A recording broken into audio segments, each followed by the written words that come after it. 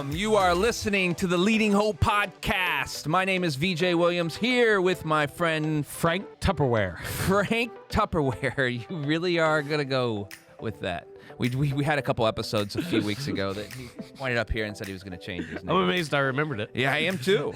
Joined by my friend and pastor, Kevin Jack. Thank you for joining us and taking time out of your day to become a better leader. If you're new, we release a new website every Wednesday. We come out with a brand new one. No, a new episode every Wednesday. The easiest way to remember is to hit that subscribe button on your favorite podcast platform, and you'll get that automatically downloaded every week. Also, share this with a friend on Facebook, Instagram, and YouTube. Please rate and review on Apple Podcasts. A few extra minutes will absolutely help us get this into the hands of more leaders just like you. And visit leadinghope.online to get updates and find out more about the Leading Hope community. Kevin, today, man, here we go.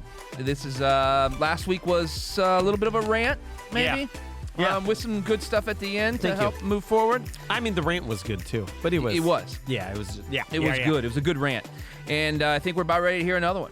Maybe a little bit. Let me start a little slower. Okay, good. This is 120, episode 120, 120, still too low. Still too low. So this is a little bit less of a practical teaching today. It's more of a message case. So this isn't like I go out and now I do this and this and this. I want you to be aware of some factors that are shaping your life, that are shaping your view of your life, and that I believe are negatively impacting your potential impact without you being aware of. So first, I need to establish a baseline. And I want to be a little cautious in this message today. I think the message is important, but I want to make sure that I'm not accidentally saying something that I don't really believe, or that you're hearing something that I never said, okay? So responsibility on both of us. So a little bit of a baseline as to where people are today, how they're operating, how they're doing. So here's some couple stats that I found. 2 in 10 people in our country today have a drug or alcohol addiction, okay? Not just they take them, but they have a diagnosable addiction. 4 in 10 people in America today struggle with obesity. This is actually up from 3 in 10 people 15 years ago. So like 10%, that has jumped 10%. So 4 in 10 people today struggle with obesity. 2 in 10 people have a diagnosable mental health condition at any point in time. And 4 in 10 people claim they do not have a sense of purpose for their lives, which is, we could spend years on the significance of that. And I want to say, first off, very cautiously to say, if you're in any of those positions or in others that show struggle in your life, for the ones that can be treated, that go get treatment, that can be helped, go get help. For other ones, to say, please take them seriously. Don't view these with any shame. Don't view this with any personal sense of lack of worth in any way. Please, like I say that very clearly, that those should be treated. You should find help from those, and I want you to be able to move forward in life. Yeah.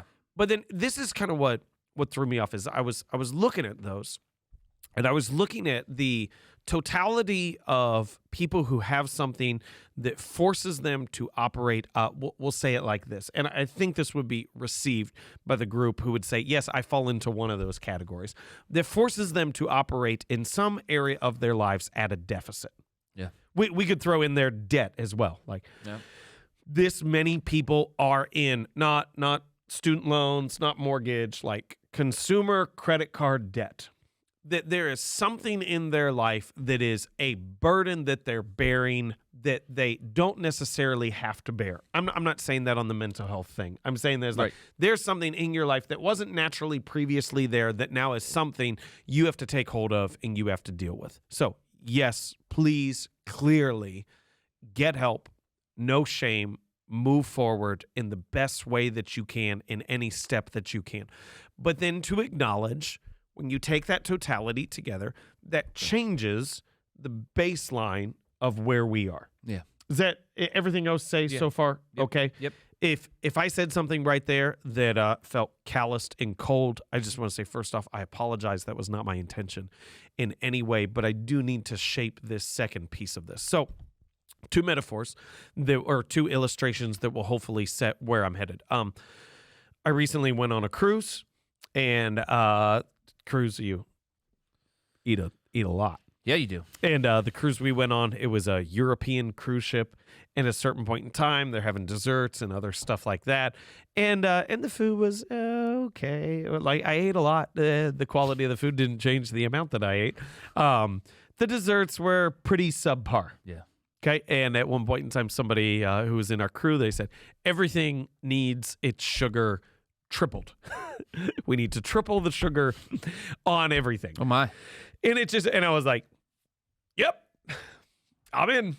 But it created this idea for me that to go like, I operate with a baseline that is such a hyper amount of sugar for everything that I eat that something that actually probably had a more reasonable amount of sugar tasted bland. Ineffective. Tasted boring. Does that make sense? Yeah. I heard this thing recently that they said the state of customer service in our country has fallen so far Oh, my. that they said, like, if you're a contractor and you want to be seen as phenomenal customer service, they said, show up on time and come in at price. If you'll do those two things, show up when you said you're going to show up and come in at the price that you were going to set, you will be viewed as 5 stars. Yep. Like top of the class. They said, like, for hotels, have a room, have it clean. If you can do that, Yeah. you are now viewed as the tippy top, as good as you could get. So I say that in light of humanity, in light of people. And I will start here to say half the people that you meet have something significant that they are struggling with, that we should be empathetic towards, helpful in, kind towards. Half the people you meet have something that they are struggle with. But I also want to say that changes the baseline of what we expect. That changes the baseline of how we view people. And so let me give you a couple thoughts to kind of flesh this out. If almost half the people are overweight, then the proper weight person is now above average, which means the person who is fit is viewed as a fanatic. Yeah. Does that make sense? Yep. Like if the majority of our country was within, and I would say I am viewed within this scale as overweight. Okay. Yep. So be clear, I'm not poking, I'm in this. But to say, like, if the vast majority of our country was within their proper weight, then the person who is fit isn't viewed as radical.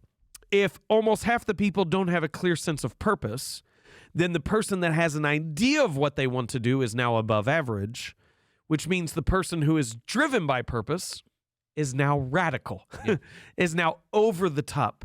If 2 in 10 people have a drug or alcohol addiction, the person who uses them sparingly is normal, and the person who doesn't use any is crazy and has to explain themselves, which is a category I found myself in many, many times. Yep. Why wouldn't you? Why does this need explained? Yeah. Why do I actually have to rationalize this in some sense? And my point is just simply this, is to say the baseline is falling, that the baseline is now significantly burdened. I'm in debt. I have addiction. I have all these other things. Yeah. And my point is to say the person who has a sense of purpose, let me maybe say it like this a little better. Virtue is now met with skepticism. Courage is now met with cynicism. Yeah. A desire to be healthy is now viewed as over the board ridiculous. A desire to make an impact is now viewed as over the top. Why aren't we good enough for you? And so the point is to say, like, I want to give a message today to the person who is ambitious. Yeah. To the person who is driven, the person who does believe something significant will happen in their life. I want to tell you this, okay? For all the criticism that you've received on your ambition, on your courage, on your drivenness, it's still too low. It's still too low because as the baseline keeps falling, what you previously thought you could do is still lower than what I believe you can actually do, what is actually true for your life. And to not take your cues, have empathy towards, have care for, but to not take your cues from everyone else who's operating below what is considered a healthy baseline. And to say, if you listen to those voices in your life, if you take that as the focus in your life, if you take your cue on what is normal from from someone whose life is in struggle, to say that's not going to be the healthiest thing you can do. And we need to get to a spot where we treat the one side of struggle with empathy and care, but we also don't treat the other side as ridiculous, fanatical, radical. That we're able to appreciate both in what they move towards. And I don't want the person who is ambitious to lower their ceiling, to lower their goals because everyone else views them with skepticism. Yeah, to satisfy the needs of those who haven't made a choice to get above the baseline. Absolutely. Why did you decide to, this is just questions. Ready? Go. Why did you decide to use the word baseline instead of standard? Oh, that's no idea. I view baseline maybe as like a just normal operating, what we expect. Yeah, I'm curious because I like the word baseline in this significance to give it more of a influence or impact over the people that might be able to hear this. Because usually we always view it as the older generations will say the standards are just dropping. They weren't wrong. Yeah. They're not wrong because they are. You just gave us the stats. Yep. Right? Like the stats are the stats, whether we like them or not. But like the standards or the baselines, what is going on that's creating that vacuum that's pulling people that are ambitious down to the baseline of those who haven't come out of what they're struggling in? Well, all right. I don't have an answer for that because that's a more complicated question than I fully grasp.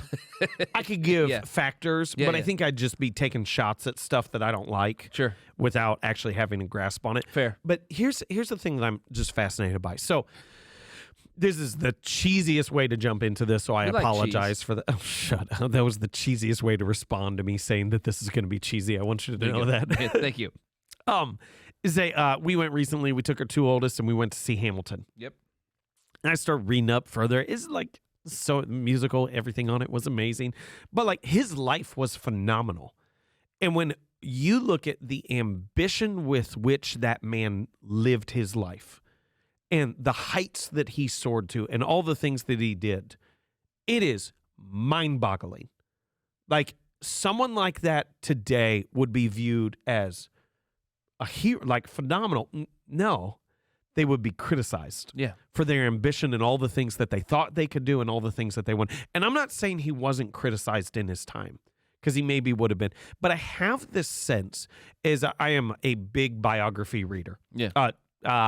Big biography audiobook listener too, just to be clear on that. And as I read about these other people, now obviously they're significant because someone took the time to actually write about their life. Right. But there seems to have been a higher sense of ambition than there is in our world today. Yeah. There seems to be this sense of a more significant idea of purpose and what a life could actually accomplish and what should be involved in someone's life.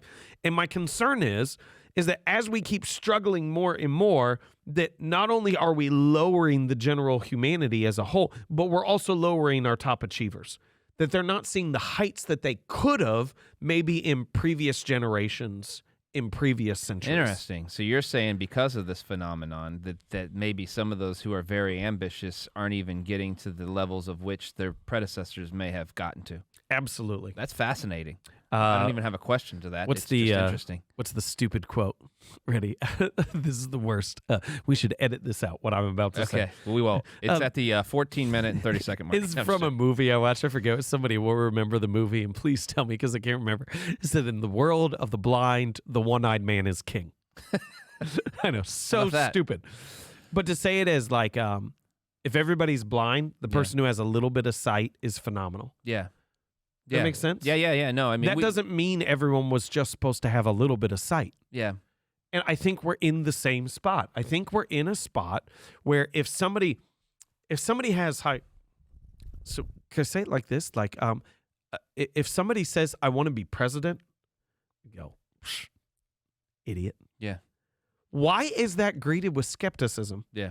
Why are significant, lofty goals, instead of celebrated early on, even as unlikely as they might be, why are they viewed with, they need to get a grasp on reality? They could Yeah. never do that. Yeah. Why? I mean, part of it is there's a number of reasons we could give for that, but I don't really think that's the point of this podcast, but other to just tell it it's just too low. I mean, I think Yes. it's still too low that we need to rise above of those things. For me, it's so interesting.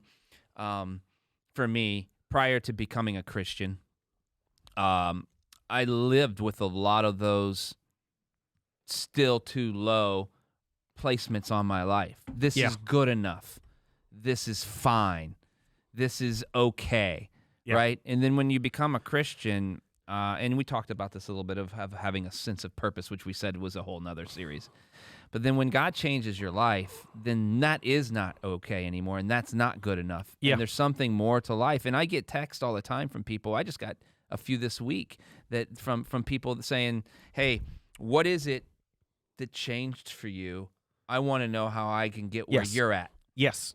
Not that what I'm at is like great. It's just different, Yeah. right? And they ask me these questions, and I'm thinking, man, first of all, you have to realize it's what you're doing is too low, Yes. and then you can actually become more than that. But most of us don't think it's too low. So It's just where we're at. So if we could take this as a shift and Yeah. to say, what, and let's pull all the elements of faith in this. Yes. I mean, What is to be you considered? better. Not you. I meant all of us. We better. No, this is good. This is good. What should be considered basic humanity with Jesus Yeah. is a sense of purpose, a life that matters, Yep. a body that is cared for, a spirituality that gives impact. Yep. Like this is basic faith walking with Jesus. Yep. That is now viewed as, and maybe it always was. Maybe I'm off on this. Yeah. But to say like that is viewed, at least I know currently, as radical. Yep. To have, I know my life matters. I know it matters this way. I don't wake up Monday upset. I wake up Monday excited about what's going to happen. You're like, oh my gosh, they need to get over it. And so here's my concern is to say, we must take what is, if we view what is normal as extreme, then we will never actually live into what is truly radical and fanatical. Yeah. What can truly make a massive impact in someone's life. And so to say, we have to reset the baseline. You should expect to live with a high sense of purpose. You should expect to be healthy and happy. You should expect, not that you won't have struggle, but these should be your baseline assumption for your life. Sorry, there's a fly around here. There is a Oh, I got it. You did. Crushed it. Nice. Does that make sense? Hungry. Yeah, I think you talk about, but there's even another set of level there, which is that even people in the church Yeah. people are Christians asking, how do I become more more everything? Like they're not even to where they want to be yet. So people even above the baseline in Yeah. their spiritual thinking or in their spiritual mindset is still wanting to understand, why am I not fully where I'm supposed to be yet? I can remember there's a couple we knew early on when we got married. They didn't do a thing. They didn't vacation. They didn't eat out. They both got married. They put one of their incomes entirely away. They got a 15-year mortgage for their home. Oh, wow. They paid it off when they were like in their young 30s, a nice house in their young 30s. And people are like, oh, they're crazy. Crazy smart. Crazy wise. Like Right. they're living the life that they should be. It's because everyone else has stupid spending habits, Yep. me included, Yeah. that we view them as crazy. Yeah, yeah, and I don't know how we need to do another podcast of how to overcome this. Like, Yeah. like I mean, Yeah. because I think that's what people want to know. They want to know, okay, this is where I'm at. This Yeah. is my baseline. Now what? Not today, though. Not today. We're out of time, actually. So sum it up. Still too low. I want to give a message to the person who is ambitious, who does have a belief of the impact that they're going to have in their life, who wakes up with a clear sense of purpose, and to say, do not take your cues of how you should live from the baseline. Your goals are still lower than they could be. Just because those around you view you as exceptional and driven and maybe even a bit fanatical, that's okay. Embrace that label and raise the bar of what you expect from your life. Oh, so good. Episode 120, still too low. Look out for the future podcast, We Going Higher. That's coming soon. That's good. We Going Higher, yeah. Thank you so much for joining us today. If you're new to the podcast or haven't yet subscribed, it means the world to us. If you did that now, also post about it, rate and review, or both on Apple Podcasts. You will not believe how that helps get this podcast in the hands of so many more leaders just like you. And we love hearing your stories, how the podcast is working in your life and business or church or ministry. If you have a story, visit leadinghope.online and send that to us. We would love to hear from you. And remember, everyone has 20 minutes to learn to become a better leader. Make it count.